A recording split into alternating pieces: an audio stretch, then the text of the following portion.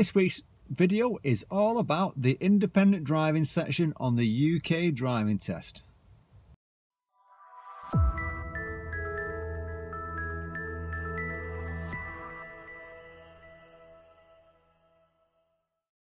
The UK independent section on your driving test is 20 minutes long, and it's either going to be follow a sat-nav or follow road signs. It's one or the other, so you need to practice both.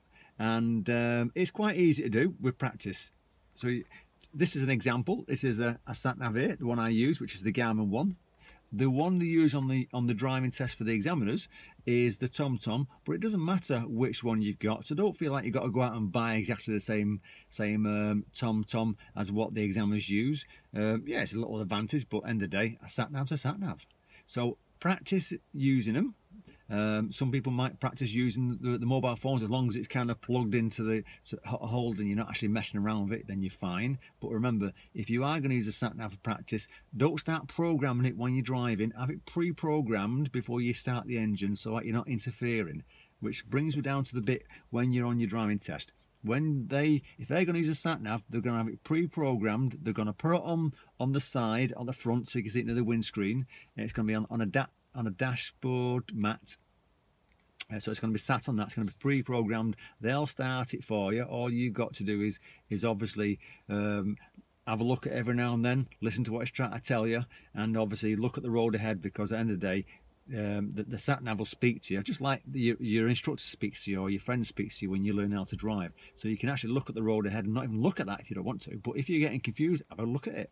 If it tells you something and you go the wrong way, then don't worry about it, because with sat-navs, they're great. They'll redirect you back. So if you go the wrong way on the driving test, then it's going to redirect you back. But do practice it. I'll put a link at the top of me using one if you want to watch that one, by the way.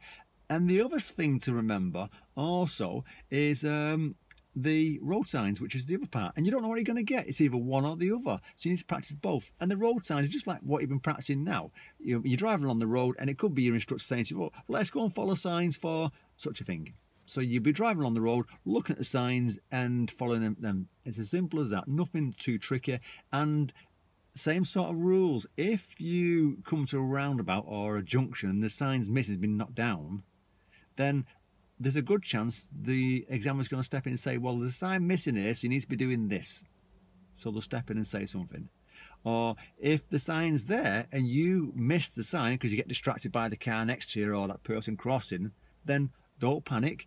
Just get yourself into the safe lane where you are and go where it's going. So if you're in the left lane, it says left lane going ahead, and you miss the sign, then follow the road ahead.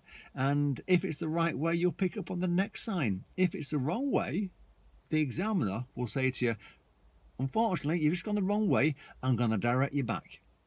And that's what they'll tend to do to you. And as long as you've done it safely, you're not going to pick up any faults. Okay? So I'm hoping this quick video helps you to understand the independent section. And remember, also, one of the last final tip about the independent section, you might get pulled over along that 20 minutes and asked to be done a manoeuvre.